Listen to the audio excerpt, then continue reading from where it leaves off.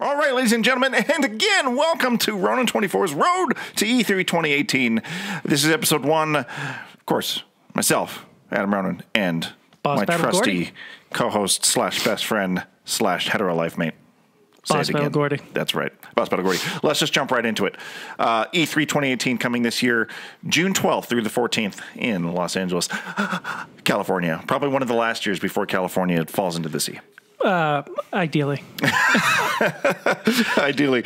So they haven't quite announced yet on when Sony is going to do their press conference, but given past years, it'll probably be like the Sunday night prior. Microsoft will have theirs sometime Sunday, and then Sony will probably close out the evening, likely showing them up as they always do.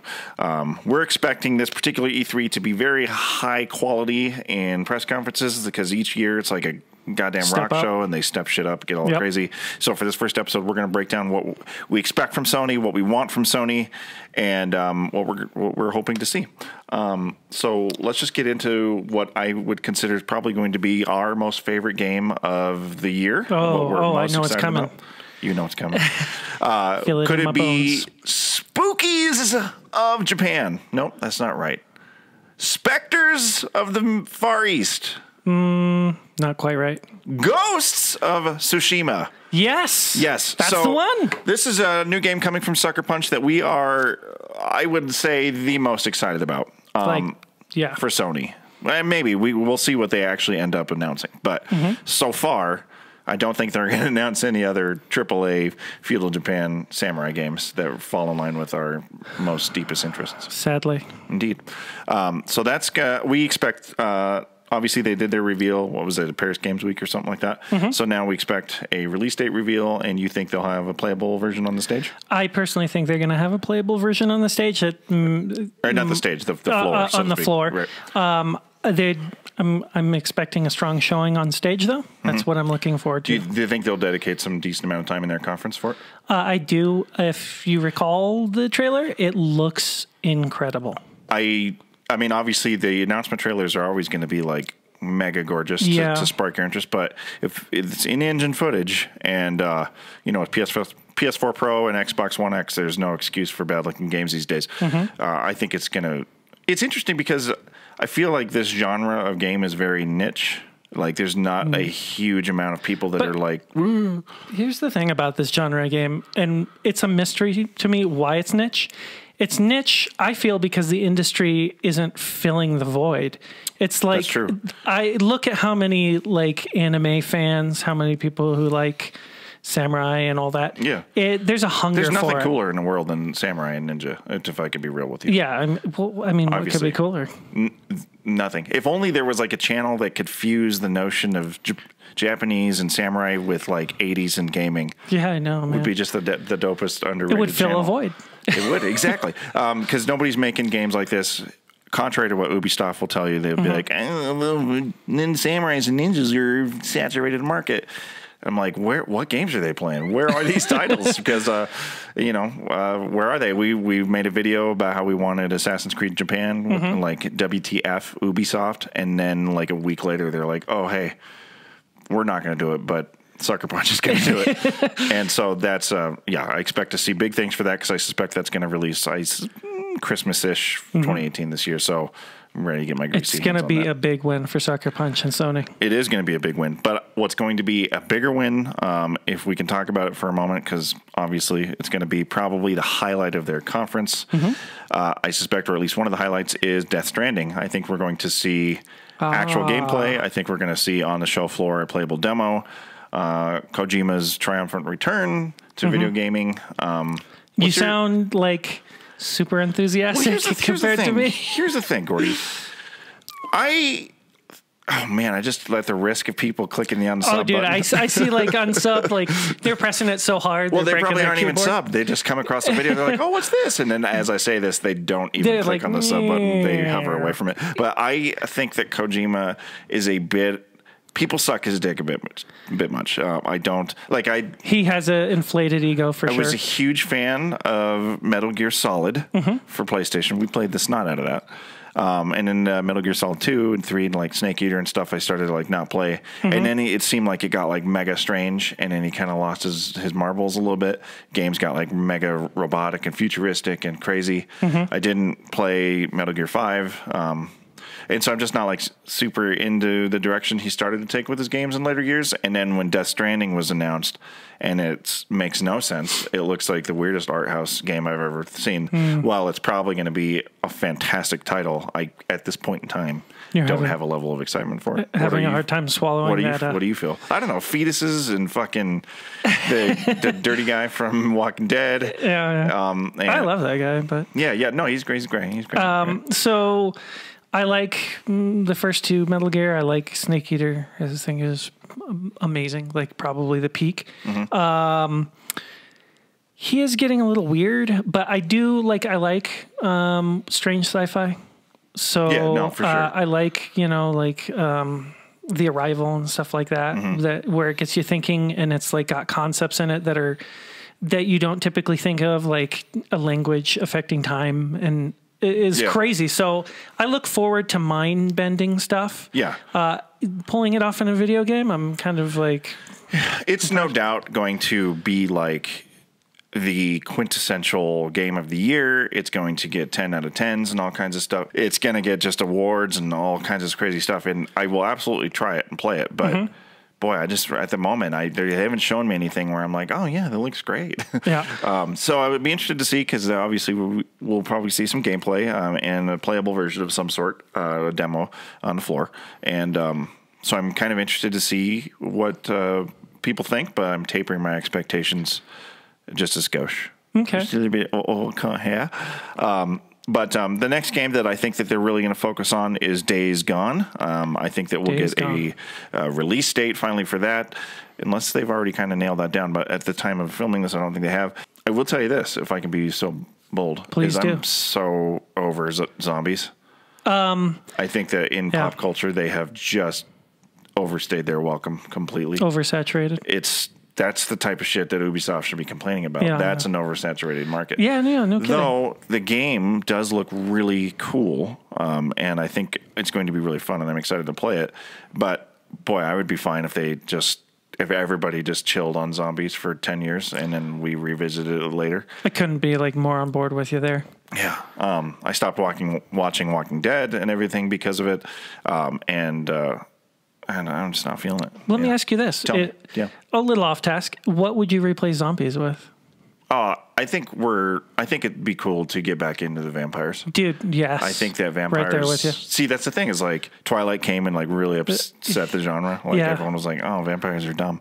But now, I think that Twilight, since that's over with and stuff and they've gone dormant, I think that it would be really cool to get a game that was vampire-oriented, like an open world thing where it was vampires, you had to hunt them down and kill them, and they were like not weird fucking vampires with opening predator mouths like in Blade.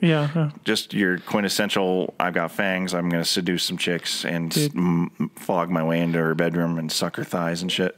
That's would be cool. I'd be way on board with that, or something like Interview with the Vampire that spans like multiple generations. I'd be all up in that. That's sick. They're probably not going to do that because they're just going to keep coming out with zombie games. So that's coming out. And the next thing that they'll probably cover is going to be The Last of Us 2 is going to be arguably the biggest thing they showcase, probably the most popular thing that they're going to have. We'll see a third and final gameplay trailer that will come out for this. Not final, but and then it'll be a focus on Joel and Ellie, and then I think we'll see a playable version on the floor and impressions. A lot of crying. A lot of crying. I'm not sure if I'm prepared for whatever this game is going to do to me emotionally. That was a rough experience, that first game. In fact, I want to say this most recent issue of Game Informer that just came out, they gave Last of Us 2 in their top 5 games of all time. All time. They're The Last of Us. And so I suspect nothing short of perfection from Naughty Dog. Never. Like Naughty Dog is always just on point. It is. And so obviously, The Last of Us 2 is going to be their big thing. There's probably not going to be anything in terms of Uncharted there. But am very interested, as we were discussing privately last night, where they will take the Uncharted series. I do suspect we'll probably see something next year's E3 for whatever the next step is for that. But this from Naughty Dog will be the one of the 4 pillars of their conference. This one I'm excited about, Insomniac Spider-Man. I think we're going to, obviously we've seen gameplay on that, so I think they're going to probably, this will be their final push on be like, here's what the game's going to be like. We're going to get a massive playable version of that at the E3. I think that's going to be real sick, if I can be real with you. I'm really looking forward to it. I don't think it's just going to be like solid gameplay, good looking. I think it's going to be really fun. Yeah. Everything I've seen on it, though it looks like a little QuickTime event heavy, but I've never been the guy that hates on QuickTime events like a lot of people. So I think it's going to be, fantastic. The only thing that I was a little bit iffy on is I'm not quite sure if the Spider-Man Rogues Gallery is going to play a big part of it. The villain that they have chosen for this game, I'm not super familiar with in terms of the Spider-Man lore. I couldn't even tell you the name, the like electric. I can't Asian remember guy. His name, but he's I've watched a couple videos on it because I myself am not familiar with him. But he is right from the series. So yeah, so that's coming out now. Let's so those are I think the Last of Us 2, Days Gone, and the Spider-Man and Death Stranding. Those are going to be, I think, the 4 pillars of Sony's press conference in terms of their big AAAs. Now, I think that we're going to see some unexpected, unannounced things. So one thing that I think we're going to see, because now they've proven that Crash Bandicoot is a big seller. I think that we're going to see a reboot of Crash Bandicoot, a fresh, brand new game.